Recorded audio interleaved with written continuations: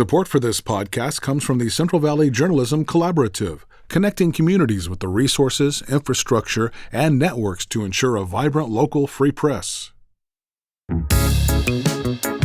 From KVPR in Fresno, this is Central Valley Daily. It's Thursday, August 20th. I'm Soreath Hok. Many of those almond and pistachio orchards lining the highway may soon be replaced by a different plant, agave. So you could have spirits, agave syrup, agave inulin, biofuel, sustainable aviation fuel. What's making farmers turn toward this spiky succulent? That story's coming up, but first, these headlines. A second judge has been removed from a case involving a Fresno County sales tax measure. The Fresno Bee reports Judge Virna Santos was removed after a legal challenge by the county. The first judge in the case, Robert Whalen, was also removed by the state's attorney general. It's unclear which judge will now oversee the case. The outcome will determine whether a sales tax measure can legally appear on the November ballot. The tax would fund transportation projects and replace a current tax that is set to expire next summer. Fresno Mayor Jerry Dyer was among a group of 10 California mayors who gathered in Sacramento on Wednesday to support an affordable housing bond. Proposition 1 would provide more than $11 billion in public funding to help build more affordable housing in the state. Mayor Dyer says the statewide bond offers the help cities need to turn housing plans into construction. Our housing shortage and continued efforts to address homelessness require state investment. Again, local communities, local cities cannot do it alone. California voters will get a chance to weigh in on Prop 1 this November. Residents in Bakersfield are speaking out against license plate readers being used by the police department. The cameras are provided by a company called Flock Safety. As KVPR's Rachel Livinal reports, local groups are pushing for transparency. The automated cameras are placed on streets, and they help law enforcement scan vehicles and license plate numbers. Ariel Dyer is a librarian at Bakersfield College. She's also the co-founder of the group known as the Anti-Capitalist Computer Club. She says the city hasn't done enough to bring awareness about the cameras. The main issue is privacy, she says.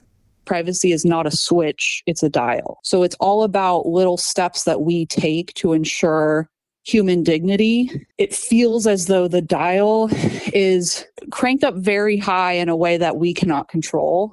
In recent months, residents in the valley have grown increasingly outspoken about the cameras. In Fresno, there are roughly 70 such cameras spread across the city. In Bakersfield, there are about 130 of them. For KVPR News, I'm Rachel Livinal. Last night, residents held a town hall where they discussed the police use of the Flock Safety cameras. It was co-hosted by the Kern County Criminal Justice Coalition. This week, residents took turns speaking at the Tulare County Fairgrounds board meeting about a potential data center. They were responding to a proposal by a company called Global Stack to build at the fairgrounds. Alan Sean Bryan, a Fresno State student, voiced concerns about the rise of artificial intelligence. I believe that we ought to start prioritizing humans. We ought to start prioritizing people over profits. Residents also raised concerns about air and water pollution. The board said they expect a formal presentation from Global Stack in January. Today, public radio stations from all across the state of California are joining together for an annual Day of Unity. On public radio, you hear trusted voices that make you feel connected to your community. This station is here for you because we're supported by listeners like you. Now more than ever, Californians need public media. Join us on California Public Radio Day. Here's how. Keep public radio alive and well in the Central Valley. Give now at kvpr.org. And thanks. And now to our main story. For centuries, Mexico has capitalized on growing and harvesting a plant often distilled into tequila or mezcal. It's called agave, and it thrives on little water and a lot of heat. Now, with the California law restricting water use on farms, valley farmers are looking to agave as a new revenue stream on their land. As KVPR's Rachel Livinal reports, farmers are working to localize the agave supply. When James Hunt planted 14 acres of agave on his secluded Merced farm last year, he thought he'd harvest it for liquor. That was my original idea, was to build a craft distillery out here. But then he did more research on the large, spiky succulent, and that dream snowballed. So you could have spirits, agave syrup, agave inulin, biofuel, sustainable aviation fuel. He knew these ideas needed an industry in the U.S., so he started preaching the gospel of agave, he says, to anyone who would listen. I was a farm manager, farm operator, and now I'm industry advocate, trying to build out something that I think can have a lot of benefit for small farms in general. Hunt knows many growers who are testing out agave right now, but it's not just for kicks. It's also out of necessity, and it has to do with groundwater. We're taking more water out than is going back in. Josh Veers is a professor of civil and environmental engineering at UC Merced. Veers is describing groundwater overdraft. That happens when groundwater gets taken out but not replenished. It dries wells and sinks land. So in 2014, California legislators enacted a law called the Sustainable Groundwater Management Act, or SGMA, to stabilize water use.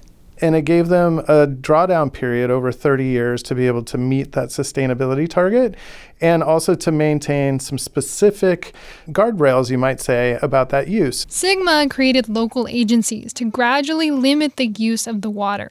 That means farmers are making cuts, like watering a few inches of soil on crops like agave instead of a few feet of soil on an almond tree.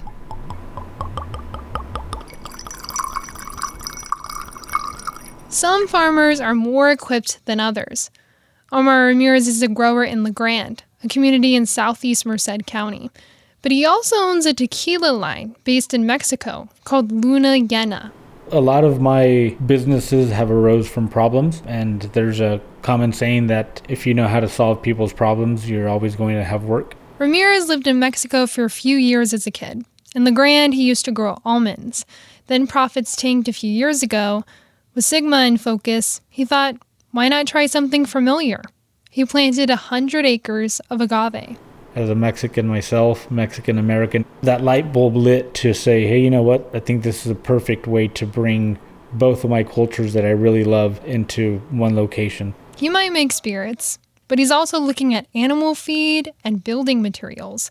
He's excited about conversations that go beyond alcohol. Just the opportunities that arise in the United States are a bit different than what are destined in Mexico. Hunt also feels good about agave's destiny here. Nearly all of his plants survive the winter frost, even though some have dried up tips. Not a whole lot, but still took some damage. It'll be 4 to 6 years before the first batch are ready to harvest, and he'll spend that time trying to develop the agave economy. Farming is a gamble, and I'm willing to go out on a limb for this because I believe in it. He's lived on this land his whole life.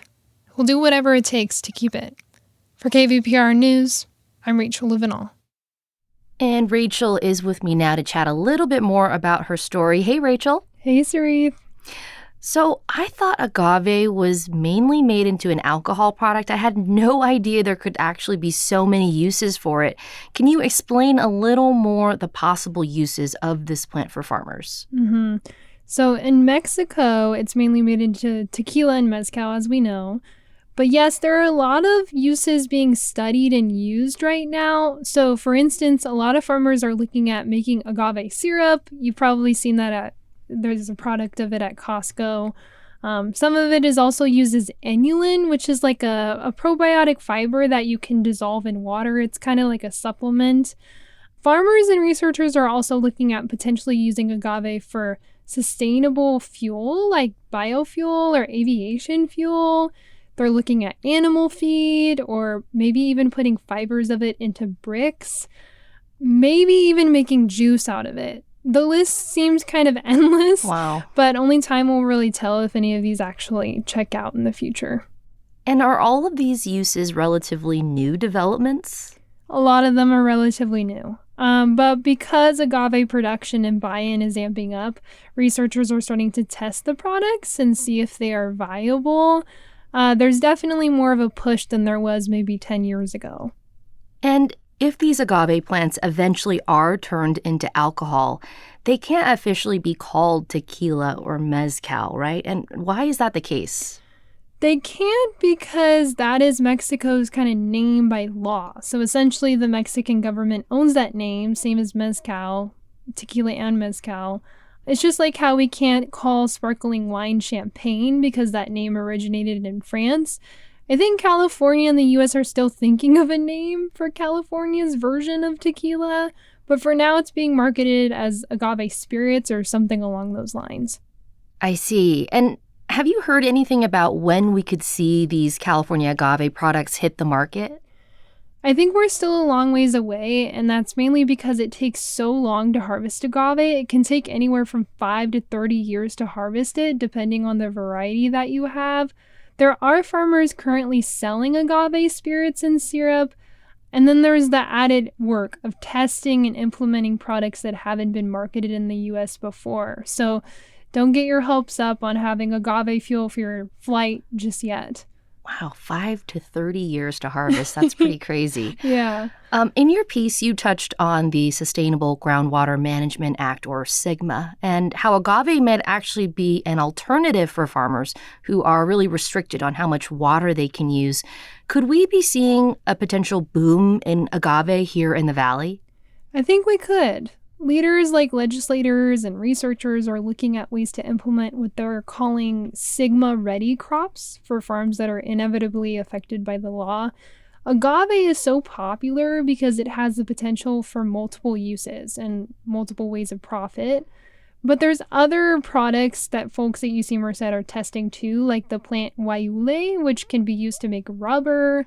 All of these things are supposed to prepare farmers for a new era of farming, which will ultimately change the farming landscape as it looks today.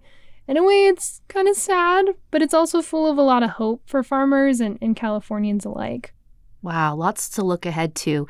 KVPR reporter Rachel Livinal, thanks so much for this story. Nice to have you back in the studio. Yeah, thanks for having me here, Soreath. And that's today's show. Enjoy listening to Central Valley Daily? Support the show by leaving a 5-star rating in your podcast app. And we thank you for your support. Today's episode was produced by Rachel Livinal, Carrie Klein, Jonathan Linden, and KVPR. I'm Soreath Hok. Find the latest local news anytime at kvpr.org.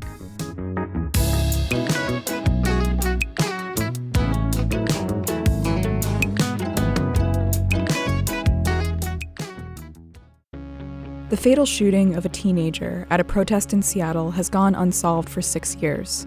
This is open in your face. How are there no answers? Our investigation has uncovered new evidence and witnesses who say they've never talked to police. Did police ever call you? Not once. Listen to We Keep Us Safe, a new true crime series on the Embedded podcast from NPR.